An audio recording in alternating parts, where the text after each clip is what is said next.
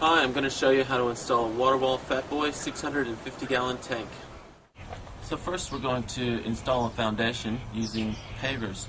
These are just your standard concrete pavers that you would buy at the hardware store. You could also use a poured concrete foundation or build a wooden frame and fill it with builder's sand or possibly some fine gravel. Just so long as you have a solid level foundation that's going to last the life of the tank. I'm going to be joining two tanks together for this installation. So before we put the tanks into place, we want to drill the outlets we're going to use so that we can easily get the drill into position. All you need is a 1-inch paddle bit, or you can also use a hole saw. Put your tanks into position. Two people can easily move the tanks. They will be hard to move once they have some water in them, so make sure they're in the best position. Your tank comes with a 12-inch strainer, overflow fitting, rubber seal, threaded cap, all the screws you need, and step-by-step instructions. There are 3 positions to put your inlet strainer. Choose the one that best suits your site.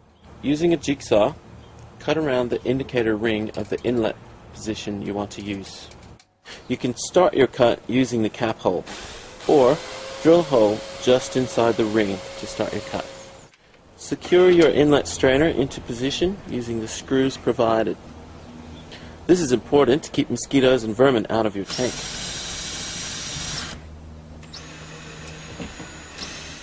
I'm now going to install the overflow fitting. This lets water out of the tank once it's full.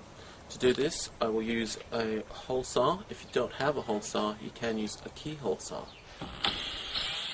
Use the inner ring as a guide for the overflow fitting supplied. The larger ring can be used if you want to use a 4-inch fitting. Put the elbow inside the tank facing upwards. Screw it into position through the rubber gasket into the tank. Use the rubber seal provided to fit 3-inch pipe into the overflow fitting. Because you are not gluing the pipe, you can remove it for cleaning and maintenance. Support the overflow pipe to keep the fitting tight. Cover the end of your overflow pipe to stop mosquitoes getting into the tank. Redirect the downspout from your roof into the inlet strainer. Depending on your plumbing, whether it's plastic or metal, you can glue or screw your fittings as required.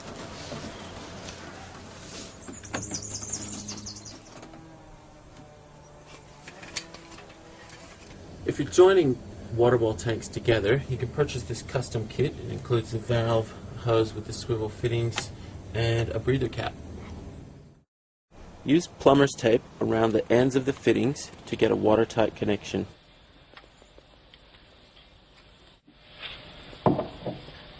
Screw the valve into one tank.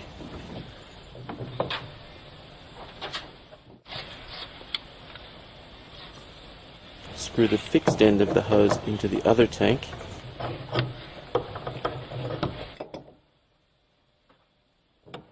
Using the swivel end of the hose, join the hose to the valve.